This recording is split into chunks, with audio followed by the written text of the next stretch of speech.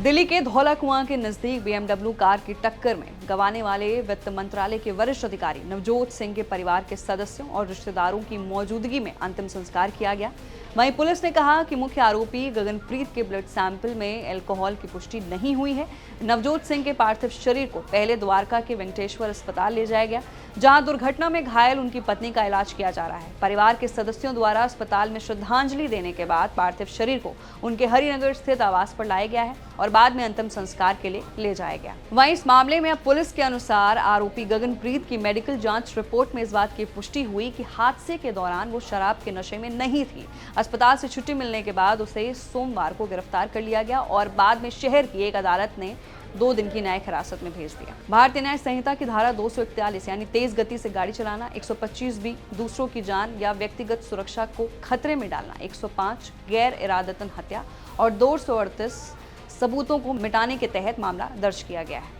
वहीं आरोपी महिला ने जमानत याचिका भी दाखिल की थी। जमानत याचिका में आरोपी महिला गगनप्रीत कौर की ओर से पेश वरिष्ठ वकील विकास पाहवा ने दलील दी कि ये हादसा पूरी तरह से आकस्मिक था और इसमें कई लापरवाही या जानबूझकर की गई गलती नहीं थी। उन्होंने दलील दी कि 14 सितंबर को दोपहर करीब 1 बजे गगनप्रीत कार चला रही थी। उनकी बड़ी बेटी सामने सीट पर थी, जबकि छोटी बेटी, पति और घरेलू सहायक पीछे की सीट पर बैठे थे।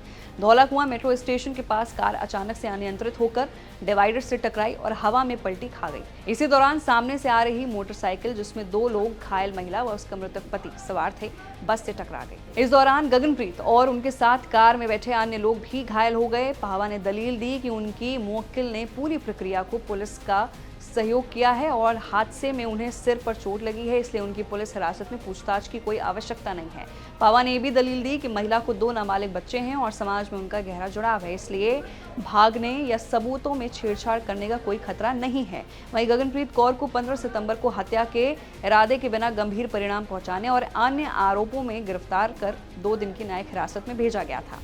वहीं ड्यूटी मजिस्ट्रेट आकांक्षा सिंह ने उन्हें न्यायिक हिरासत में भेजते हुए ये कहा कि उनकी हिरासत में पूछताछ की कोई आवश्यकता नहीं है। अदालत ने दिल्ली पुलिस और पीड़िता परिवार को गगनप्रीत की जमानत याचिका पर जवाब दाखिल करने का निर्देश भी दिया है। पुलिस ने प्राथमिकी में आरोप लगाया गया कि गगनप्रीत ने मृतक नवजोत और उनकी पत्नी को पास के अस्पताल के बजाय 19 किलोमीटर दूर किसी अन्य अस्पताल में ले जाया गया। पीड़ित परिवार का कहना है कि गगनप्रीत और उनके पति को प्राथमिक चिकित्सा नवजोत और उनकी पत्नी से पहले दी गई, जबकि उनकी चोट अधिक गंभीर थी, जिससे उनकी मृत्यु भी हो गई। ये दुर्घटना दिल्ली छावनी मेट्रो स्टेशन के पास हुई, जहां वाहनों की काफी आवाजाही रहती है। पुलिस ने कहा कि दुर्घटना के कारणों का पता लगाने के लिए आगे की जांच भी जारी है, जिसमें ये भी शामिल है कि क्या लापरवाही से कार चलाई जा रही थी या सीसीटीवी फुटेज खंगाल रही है और प्रत्यक्षदर्शियों के बयान भी ले रही है। इस बीच पुलिस सूत्रों ने यह भी बताया कि गगनप्रीत के पति परीक्षित को नाक की हड्डी में लगी चोट के कारण एक विशेष ऑर्थोपेडिक अस्पताल में रेफर किया गया है। पुलिस के एक अधिकारी ने यह भी कहा कि अस्पताल से छुट्टी मिलने के बाद हम परीक्षित से भी पूछताछ करेंगे।